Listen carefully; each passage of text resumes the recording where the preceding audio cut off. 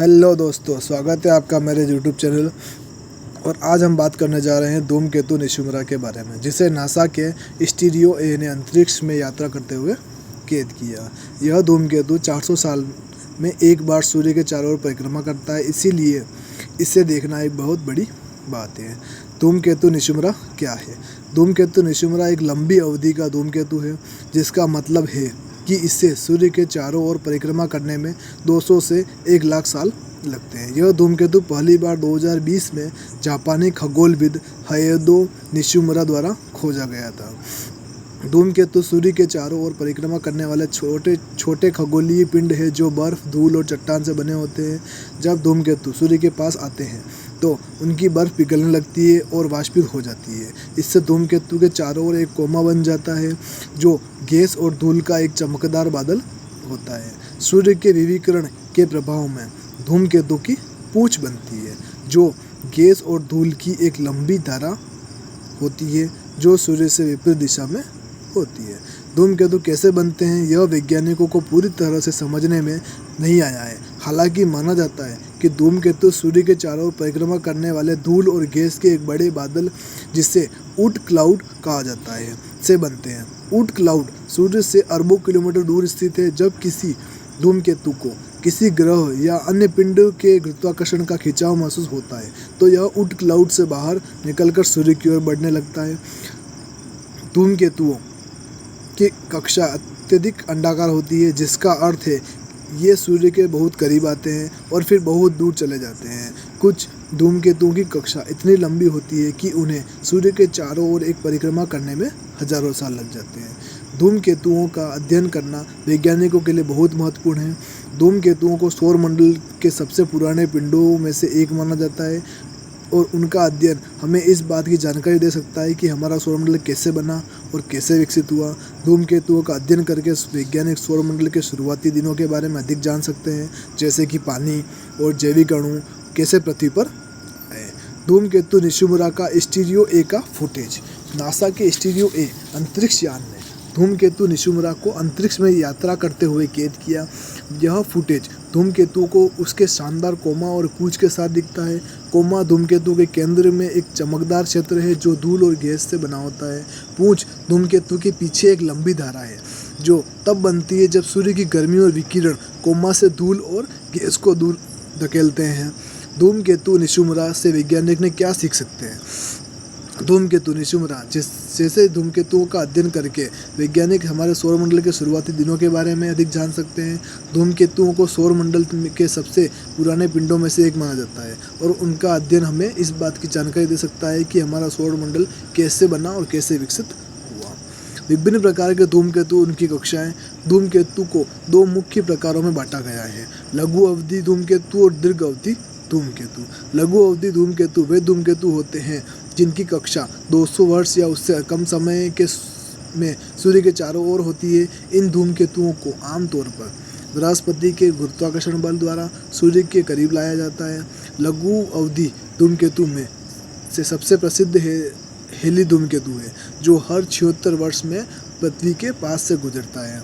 दीर्घ अवधि धूमकेतु वे धूमकेतु होते हैं जिनकी कक्षा 200 वर्ष से अधिक समय में सूर्य के चारों ओर होती है। इन धूमकेतुओं को माना जाता है कि वह ऊट क्लाउड से उत्पन्न होते हैं, जो सूर्य से अरबों किलोमीटर दूर स्थित एक बड़ा धूल और गैस का बादल है।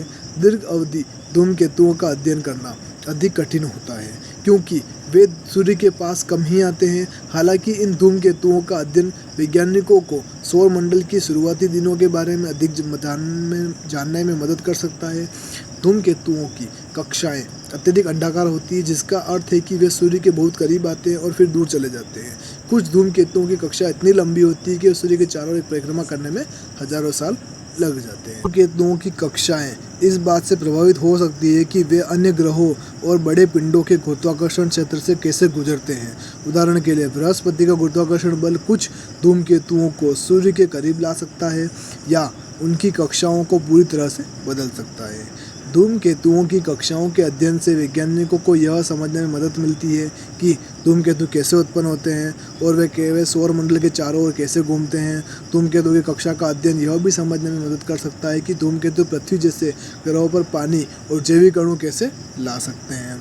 धूमकेतुओं के विभिन्न भाग, जिसमें नाभि, कोमा और पूंछ शामिल हैं। धूमकेतुओं के 3 मुख्य भाग हैं, नाभि, कोमा और पूंछ। नाभि को धूमकेतु का ठोस आंतरिक भाग है। यह बर्फ, धूल और चट्टान से बना होता है। नाभि का आकार आमतौर पर कुछ किलोमीटर से लेकर कुछ दर्जन किलोमीटर तक होता है। कोमा धूमकेतु के चारों ओर एक चमकदार बादल है जो गैस और धूल से बना होता है।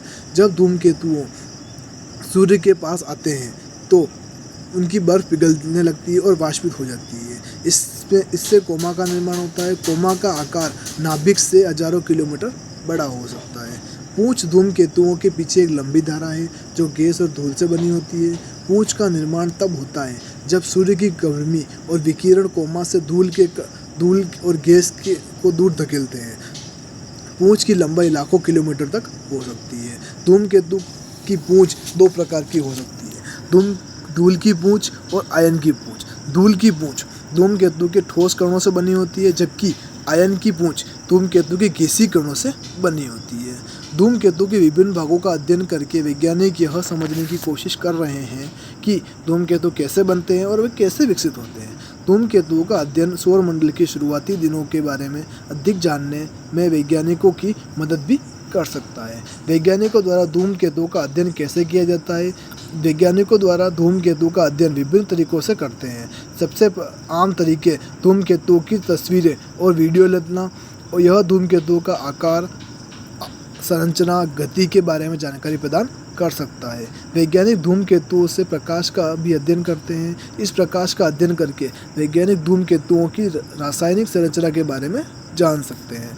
धूमकेतुओं का अध्ययन करने का एक अन्य तरीका है अंतरिक्ष यान भेजना। अंतरिक्ष यान धूमकेतुओं के करीब जा सकते हैं और उनका अध्ययन अधिक विस्तार से कर सकते हैं। उदाहरण के लिए अंतरिक्ष यान धूमकेतुओं की सतह पर उतर सकते हैं और उनके नमूने एकत्र कर सकते हैं। धूमकेतुओं का अध्ययन करना वैज्ञानिकों के लिए बहुत महत्वपूर्ण है। धूमकेतु को सौरमंडल में सबसे पुराने पिंडों में से एक माना जाता है और उनका अध्ययन हमें इस बात की जानकारी देता है कि हमारा सौरमंडल कैसे बना, कैसे विकसित हुआ। धूमकेतुओं का अध्ययन करके वैज्ञानिक सौरमंडल के शुरुआती दिनों के बारे में और जान सकते हैं। धूमकेतुओं का अध्ययन से वैज्ञानिकों को यह समझने में मदद मिलती है कि धूमकेतु पृथ्वी जैसे ग्रहों पर कैसे प्रभाव डालता है। धूमकेतुओं के प्रभाव से पृथ्वी पर गड्ढे, पहाड़ और अन्य भौगोलिक विशेषताएं बन सकती है। धूमकेतुओं के प्रभाव से पृथ्वी पर जीवन के विकास पर भी प्रभाव पड़ सकता है। धूमकेतुओं का अध्ययन एक बहुत ही रोमांचक और महत्वपूर्ण क्षेत्र है और धूमकेतुओं के बारे में हमारी समझ हर साल बढ़ सकती है। धूमकेतुओं के अध्ययन का महत्व क्या है? धूमकेतुओं के अध्ययन करना हमारे सौरमंडल के शुरुआती इतिहास को समझने के लिए बहुत महत्वपूर्ण है। धूमकेतुओं को सौरमंडल के सबसे पुराने पिंडों में से एक माना जाता है। उनका अध्ययन इस बात की जानकारी देता है कि हमारा सौरमंडल कैसे बना और कैसे विकसित हुआ। धूमकेतुओं का अध्ययन करके वैज्ञानिक इस बारे में और जान सकते हैं कि पानी और जैविक अणु कैसे आए, कैसे धूमकेतु सौरमंडल के शुरुआती दिनों में पानी और जैविक अणु को पृथ्वी जैसे ग्रहों पर लाया था। धूमकेतुओं का अध्ययन यह समझने में मदद करता है कि सौरमंडल में जीवन कैसे उत्पन्न हुआ। धूमकेतुओं का अध्ययन एक बहुत ही रोमांचक और महत्वपूर्ण क्षेत्र है और यह सब कुछ मदद करता है। निष्कर्ष: धूमकेतु निशुमुरा एक अद्भुत खगोलीय पिंड है जो हमें हमारे सौरमंडल के बारे में अधिक जानने में मदद कर रहा है। नासा के स्टीरियो ए द्वारा कैद किया गया फुटेज हमें एक शानदार धूमकेतु को करीब से देखने का एक अवसर प्रदान कर। तो दोस्तों, उम्मीद है आपको मेरी वीडियो पसंद आई होगी। अगर आपको इससे और आपने इससे कुछ सीखा होगा, अगर आपको इसमें कुछ सीखने को मिला और मेरी वीडियो पसंद आई तो आप मैं इस वीडियो को लाइक करें और साथ ही कमेंट में अपना ओपिनियन ज़रूर शेयर करें और साथ ही यह भी बताएं कि आपको नेक्स्ट वीडियो किस टॉपिक पर चाहते हैं। इसी तरह की और भी इंटरेस्टिंग चीज़ों को पाने के लिए मेरे इस चैनल को सब्सक्राइब करें और बेल आइकन को ऑल पर जरूर हिट करें ताकि मेरी कोई भी आने वाली वीडियो आप तक मिस ना हो और आप तक नोटिफिकेशन जल्द से जल्द पहुंच सके।